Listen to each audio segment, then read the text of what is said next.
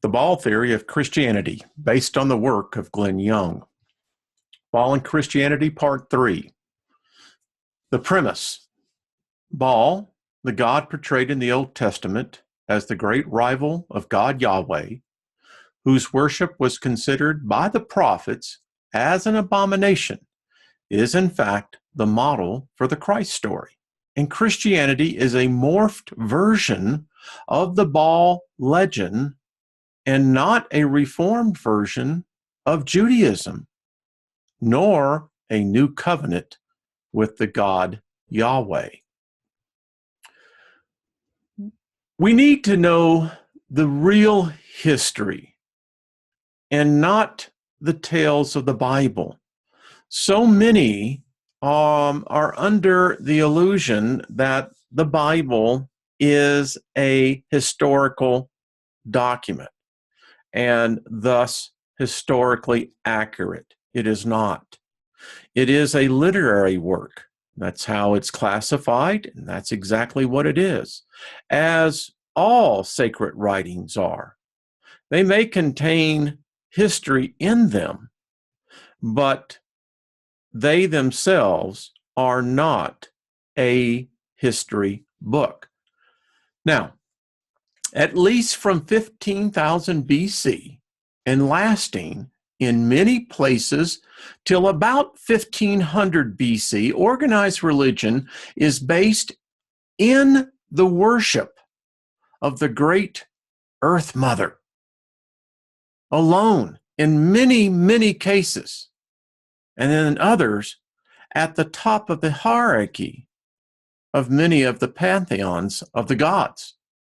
In these places, there is little evidence of the concept of a sky god, or in fact, any male deity. And that's important to remember. Now, the dominance of the mother goddess began to erode as early as 6000 BC and almost ended in the West by 1200 AD. This presents a real dilemma, because when you see a concerted effort to begin to erase, remove, alter, forge history, particularly when it deals with our species, that becomes a problem. Now, here's the reality of it. Nothing in religion really ever goes away. Case in point, how they replaced the female goddess in today's modern religion called Christianity is that Mary is the veneration in the West that keeps the mother goddess tradition alive. How many of the Catholic faith pray to Mary as an intermediary, a go-between?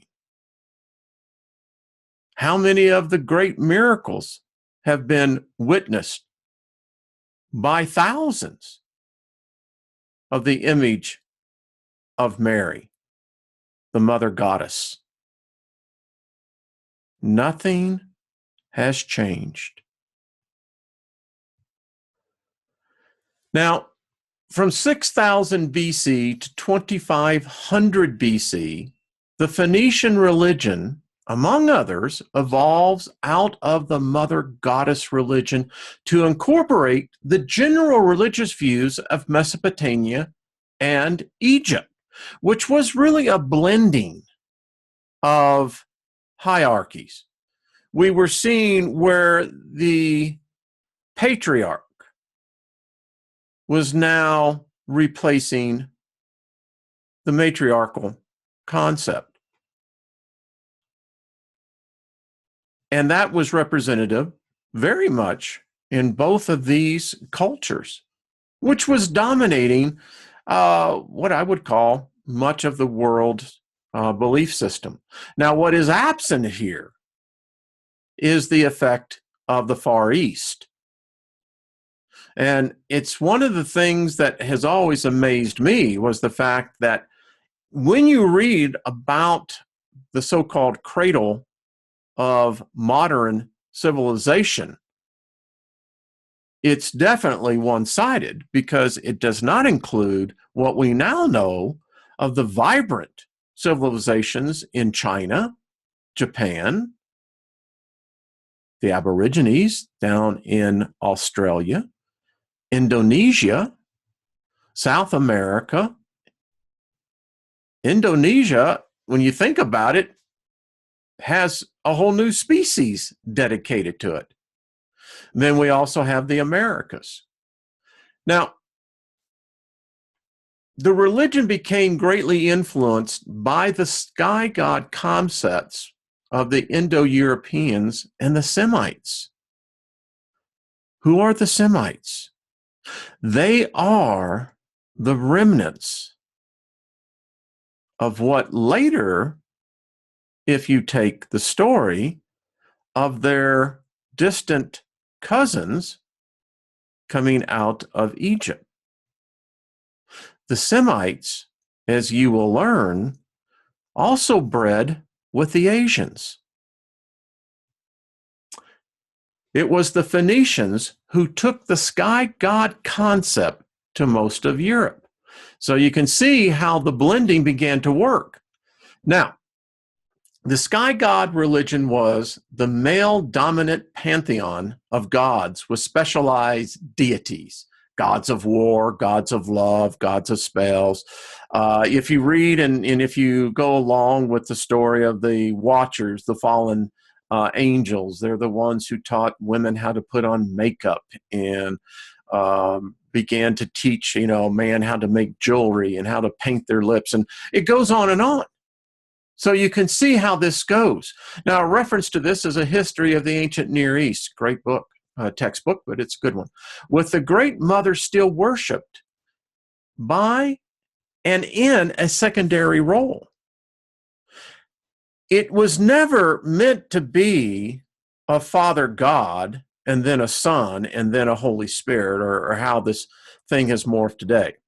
That's not how it was supposed to be. But that's how it has become. Now, the key deities in this morphing now of belief systems is that there is the sun god. Obviously, that would be critical. And one that would directly impact every person, weather. Gods of storms. And that was Baal. Much of the religious stories are based on astrological movements of the sun, moon, and stars, and weather observations. You want to know why? Because this was even more important than the worship of the gods. Crops. Now, you had to have the thumbs up from the gods, that's what you were betting on. But really what it came down to was the observation of the astrological movement of the sky. When to plant the crops, when to harvest the crops, when was the rain supposed to come. All of this played a critical role. And because it played such a critical role in the development of our species, it's very easily to see how the gods would be incorporated into such a vital part of the necessity of life itself. Not that difficult to really figure out. So the sky god view, multiple gods. The gods are responsible for all acts, as I was just saying. Gods at first looked like animals, then became like men. Now, if you read a lot of the different books that are out there, I would recommend the Bronze books. Great book to understand. The Emerald Tablets. Just a lot of these other documents, books, sacred writings. You will begin to see that the gods were animals to begin with. And then they became like men. And then they became supermen, superwomen. Now, as this was going, sacrifices needed and were required for many occasions. Just a sample, to gain support of the gods for war or new business ventures. Very critical. Back in those days, in fact, today, it's still used for such. To placate an angry or, I love this one, disinterested God. You know, if you're in an area of drought, well, what'd you do to, upset the gods? Or if you saw an invading army coming, we're going to learn later in this presentation, that's where a lot of worship lies at this. The last one, to seal a deal between two different states and to ensure that the gods between the individuals is satisfied. And the way that this was done was called a covenant. Now, many people are familiar with the covenant, the Adamic covenant, the Abrahamic covenant, the Mosaic covenant, the Divinical covenant. It goes on and on. All forms accepted, including human sacrifice. At times, the firstborn sacrifice seems standard. As you read, it was not foreign to them. Our ancestors, us. Other human sacrifices were used in time of crisis or major contracts. Nothing more to seal an agreement between two opposing parties than a human sacrifice. As politics developed, it was the politics that influenced the religion, not the religion that influenced the politics. Much akin today. But don't be deceived. The religion does hold the upper hand until the upper hand is cut off. So from about 3000 BC to 250 BC, the religion of Phoenicia is a major influence in the southern Mediterranean basin, dominating North Africa, the major islands of the western Mediterranean, and half of what is now Spain. You see, the expansion of civilization, as brought out in part 2, begins to show how much, and by the way, if you do the simple math of populations alone, then this small little state called the Judea area was, by comparison, minimal in its impact. Today, we have it kind of reversed. Now, the influence spreads from the Phoenician to the mainland Europe and to what is now England, and guess what? It is now appearing more and more the Phoenicians made it to the Americas. And very well established trading posts. That's what they did. We know the Druids of Britain, as well as other Celtic religions, are all based on Baal. Human sacrifice is common, often by burning, such as the Wicker Man tradition. Now, if you don't know what the Wicker Man is, check it out. What they used to do is that literally they would build these large representations of a man, and they would put people at the top of it and set it on fire. The Wicker Man. Now, these areas were Baalist far longer than they were in their conversion, a very recent in time of becoming Christians. The Eastern Mediterranean was faced with many political crises. It seems to be an ever-repeating loop. We look into history and we can see this. We can see it in the written history.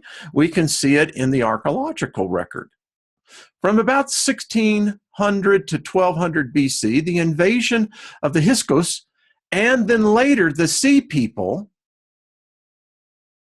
along with other nomadic people, devastated the Eastern Mediterranean areas. Now, if you read about the Hyksos, they were in fact a Semitic Asian mixed breed.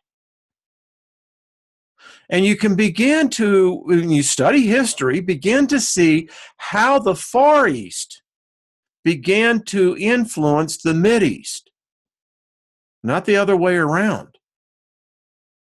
And the Sea People, now these were a confederation of nomadic seafarers. Isn't that odd? We don't think about it at that time of history. I mean, we're coming out of the Bronze Age. And yet, there were confederations, and when they came together, they became a very powerful invading force. Took down Egypt. I mean, Greece.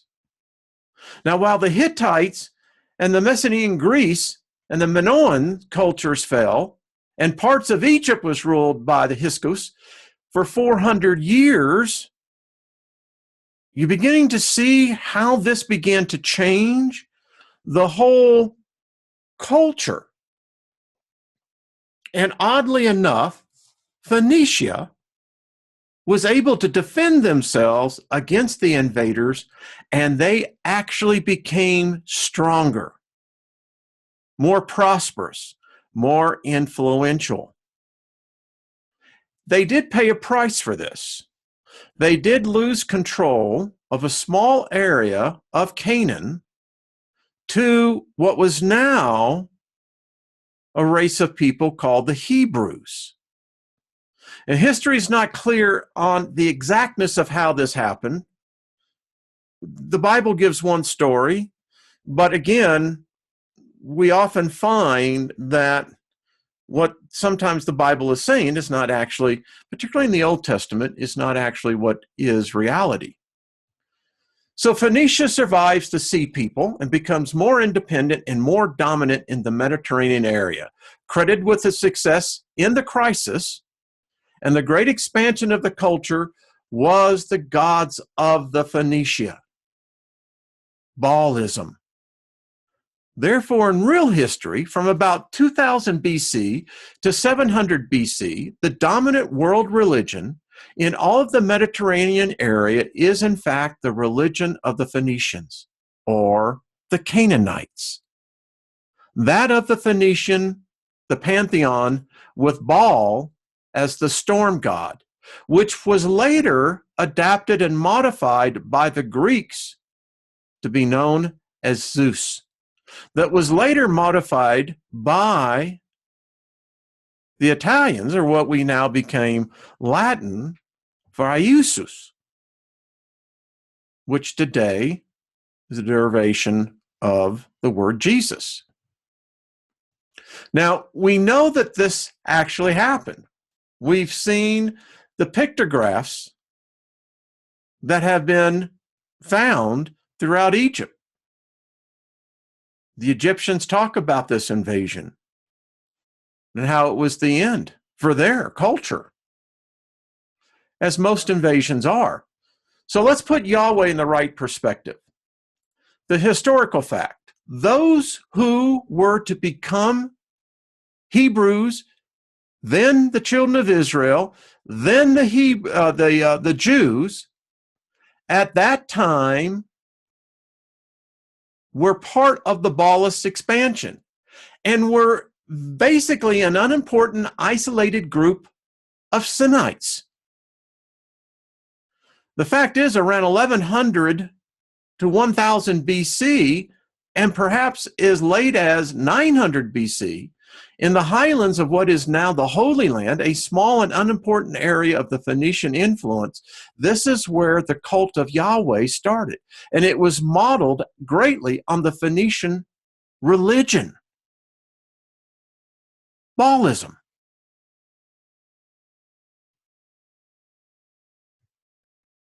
Even the Bible says that Abram, in his time, and if you can, and that's the problem with dealing in timelines, particularly in the Bible. So roughly we have to look at what the archaeological evidence is and then look at the folklore.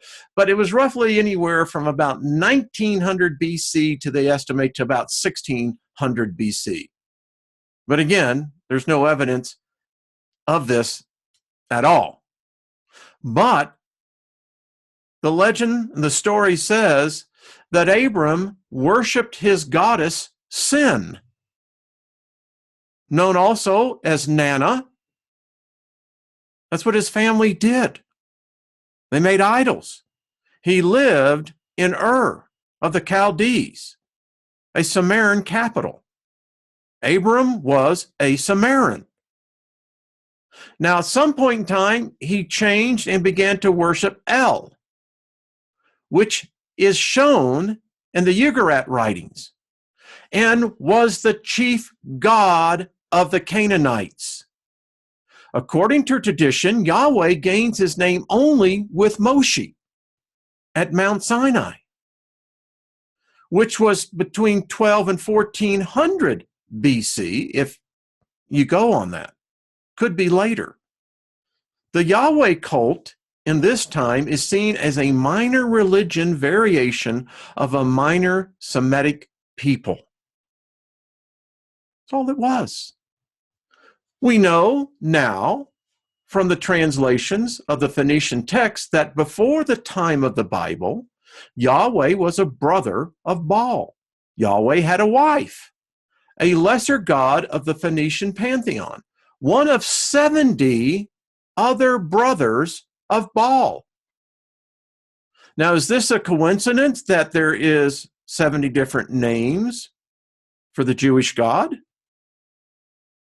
Evidence shows over time this more isolated group of people adopted Yahweh as their chief god over another brother known as Baal. What modern archaeological digs have shown is that the Yahweh followers, late in the 9th century BC, created two small, very disunited states split over the religion issues. Much different reality than what the Bible teaches. And again, there was, in fact, never a great united Israel under a king known as David and Solomon. There's no evidence of any such state existing other than what's in the Bible. Little of the stories told in the Bible of the conquest of the Holy Land by the followers of Yahweh can be validated by any research. Most findings are in strong contradiction to the stories of the Bible. So what can we prove? Well, far more evidence to support the stories of Achilles than David or Solomon. We know the ruins of the Messenian and Troy. We can find their ruins. We can find their palaces. We can find their temples. But there's no evidence of the first temple of David's kingdom that has ever been found. And again, despite what the Christians, and in this case the Jews, would have us believe, a false folk history, the first 5 books of the Bible, for instance, was developed to justify Yahweh's followers and their claim to power and domination of the land that was for centuries, probably maybe even millennia, belonged to the Canaanites and Baalists. Jews, by the way, never wrote the creation story. It was stolen from the Chaldeans' account and not the account of Yahweh. As with most religions, most of the foundation stories, Bible stories of Abraham all the way to the time of Joshua, were taken from other peoples with a few name changes and based on many religious and political traditions that were already very ancient. This technique, this trickery, is also what is used in the New Testament. The focus of the stories, the critical stories, once the storyline brought them into the Canaanite lands, was this. There's a rivalry between Yahweh and Baal, and how evil the followers of Baal were, and how wrong they were in the worship and beliefs. Because you see, they take in the fact that this was Yahweh's promise to Abram. But if you look in the historical record, well, it isn't adding up. Now, the only way you can begin to vilify your opponent is to do just that. Make them evil. So throughout the stories, the Old Testament, the jealous God, the vengeful God, the murderous God. Yes, this God has murder in its heart. Look at the book of Exodus. And it says, Yahweh, Elohim, sought to kill Moshe. Well, we see it over and over now. Yahweh demands the killing of all the followers of Baal. And murder is murder, regardless a god or not. There are no exemptions. To further the record, Joshua is commanded to do so over and over again, to commit genocide. We read in the book of Joshua the stories of where they came into villages and not one living thing was left. Not human, not animal. And the women that were pregnant, their babies were cut out of their womb with their heads most of the time cut off while the mother was still alive. The prophet assails the Baalists mostly to no avail, except once, where Elijah defeats the priests of Baal, and the priests are slaughtered. But somehow or another, he is driven into exile for doing so. Much later, the Christians use this directive for murdering against the others on a worldwide scale, 250 million and counting. Now, the other religions of the world, they got their counts as well. And all the counts are high. So this is depiction. Now, again, there's no evidence that this ever happened, but it does give one pause, does it not? Who was really raining the fire down? So, the creation of the Hebrew states. Now, between 900 and 650 BC, in the region of what is known today as the Holy Land, the struggles developed between the followers of Yahweh cultus and the broader Baalist religion, both within and between the small states established in this area. Now, you can read these stories. They're still there in the Bible. You can read it in Josephus's accounts of the antiquities of the Jews. So as this continued, you have to begin to look at there was more added to it. There were internal fights within the Yahweh cult over the real role of Yahweh. I mean, the question they were debating was, is he a god? Was he their god? Was he the chief of all the gods? Or was he the sole and only sole God? Much debate on this. The disputes also involved internal fights within the cult over, get this, the proper ways to offer prayers and sacrifices to Yahweh, and if and how to offer sacrifices to other gods. A clear reading of the Bible shows, as stated in Kings and in Chronicles, that many of the kings worship Baal and the other foreign gods. Big G. That the proponents of Yahweh are almost always in an inferior political position throughout this period. And as calamity does happen, well, these prophets were standing there and saying, we told you so. Whether they had anything to do with it or not, it still happens today. So the main conflict between Baal and Yahweh was this. The disputes between the Baalists and the Yahwists existed for a long time. The key questions do not seem to be in ritual, but who to worship.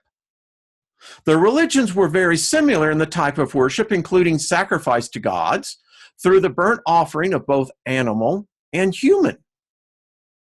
However, late in the two Yahweh kingdom period, there developed a real controversy on the rituals of religion as well. While there seems to be a conflict over the temple prostitution and a few other minor issues, the main conflict seems to be to the issue of human sacrifice.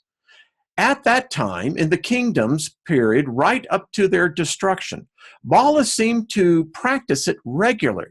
Most of the Yahweh's kings and most people seem at that time to practice it as well. Only the Yahweh's prophets denounced the practice, which continued. The prophet-dominated writings of the Bible show most of the Jewish kings did evil unto the Lord, which literally means Baal. Even today, Lord literally translates Baal, worshiping foreign gods and passing their children through the fire. And passing children through the fire was the ritual of human sacrifice. Now, this is what its modern depiction of the Baal rituals. It is said that the act of abortion is worship of Baal, that we continue as our species to offer the virgin souls and spirits. Now, the origins of Jewish and Christian conflict on human sacrifice. We have been told for so long that the root conflict between Jews and Christians was non-acceptance of Jesus as the Messiah. That is the dividing line. Turns out may not be the case. This is partly true, but has been altered, and a very pro-Christian view has been put in its place. A key conflict between Christians and Jews at the time of the development of Christianity grows out of this conflict between the Yahwist and the Baalist over the issue of human sacrifice. This story is not told much since it appears to put the Christians in the Baalist camp of accepting the need for human sacrifice to please God, which they are, and which they did. The story of this sacrifice of this person on a cross is a human sacrifice. No matter how you say it, you can say that it was a god, you can say it was a deity, a hybrid, whatever. But in the foundation of the religious views and practices, it was human sacrificing. Now, you can frame it into whatever reference you want. Now, to understand the conflict over human sacrifice, we need to understand for a long and vast history of religion, human sacrifice was common and widespread and continued in non-Christian Europe well past 1000 AD, as was widely practiced in the New World until the European conquest. And for thousands of years, it was considered the highest and most important sacrifice to gods and used for the most important of events. If you were chosen, there was a time to be sacrificed, you reached deity. Many cultures, as they developed and ended the practice, created cover stories for the ancient practices. For instance, Romulus and Remus. Ditto of the Carthage, Abraham and Isaac. Others continued to practice under more forms, Roman gladiator games, China's terracotta warriors. It goes on. The key use of human sacrifices were for founding a city or a culture, a new covenant with a god, like Abraham did, and Isaac was required, securing agreement between nations, assuring the continuation of natural rotation of life, the sun coming up, rains falling, appeasing God or the gods to gain results in war, or appeasing the gods or gods in times of crisis. We see human sacrifice in several writings of the ancient world as normal and needed, including Homer with the sacrifice of a young girl to allow the Greek fleet to sail off to Troy, and several times in the Bible where a judge pledges a sacrifice of a human for victory. Turns out it was his daughter. David sacrifices men to end a drought. The Moabite king sacrificing his son in front of the Israelite army. Here we see the daughter of Agamemnon being led to her sacrifice. She was not fearful. She was not afraid. It was an honor, a sacred blessing. Now, few modern scholars approach the subject. Good reason. If you look at Flaubert's, what he wrote in his novel of 1862, the result of the First Punic Wars, describing the sacrifice of children in the time of crisis. And every time that a child was placed in them, the priest of Moloch spread out their hands upon them to burden him with the crimes of the people. Well, we get that story also told about the scapegoat. Now you know where the practice came from. We can read in the Bible the story of David and Bathsheba and how the first son of their union after 8 days died. And David, as it is written, much to the confusion of the prophets, held a feast. Then the second child, Solomon, became the king. David celebrated the sacrifice of his son. Taken from very ancient viewpoints, this was a normal procedure. The first royal child is sacrificed to the gods. And so it appears that this interpretation fits the facts presented in the Bible. Human sacrifice was central to the Baalist religion practices, this worldwide religion as it became. There is debate about how often the process, but few deny that it was a core practice. This core practice was used through the Phoenician world for thousands of years. And from the writings in the Bible, when the kings did evil in the sight of God, the evil that was done was human sacrifice. So we really don't know how they actually did it, but this is the depiction of how it was done. And if so, well, listen, the Etruscan mural showing human sacrifice from the 7th century BC. Notice the winged angel creature present for the human sacrifice. Why is this? And for a long time, in the religion of the Yahwist, human sacrifice seemed to be acceptable and often required. God demands all the first fruits, including from people. Later verses modifies this to allow for the redemption of human children. The term used in the Bible for the highest form of sacrifice is uah, which was translated into Greek as Holocaust, and was seen in its time as referring to human sacrifice for God and God alone, so completely burnt. And we see it as the source of Abraham's willingness to sacrifice Isaac. The sacrifice of Isaac has been one of the more confusing issues in the Bible based on modern thinking. Why would a man willingly sacrifice his child? Although according to the timeline of the Bible, Isaac would have been about 30 years old, the same age as Jesus. What type of God would demand such a thing?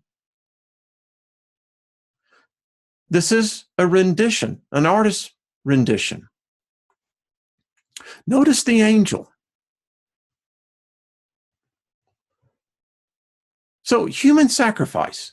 To the minds of the ancients, seen from their point of view, based on thousands of years of tradition, the religion, God's request of Abraham to sacrifice his son, would have been a standard and not just acceptable, but a predictable event. Abraham and God were sealing the deal for the new covenant made with his God for all the lands promised to him with the sacrifice of his firstborn son. To the minds of the ancients, this would be standard operating procedure for Abraham's time and for thousands of years before and thousands of years more to come. In all likelihood, in the original story, Isaac was in fact sacrificed. And as a good God, to replace Isaac's sacrifice, Abraham had 5 more sons. This is told in multiple accounts of the Jewish, Islam, and Jewish Christianity stories and accounts of Abram.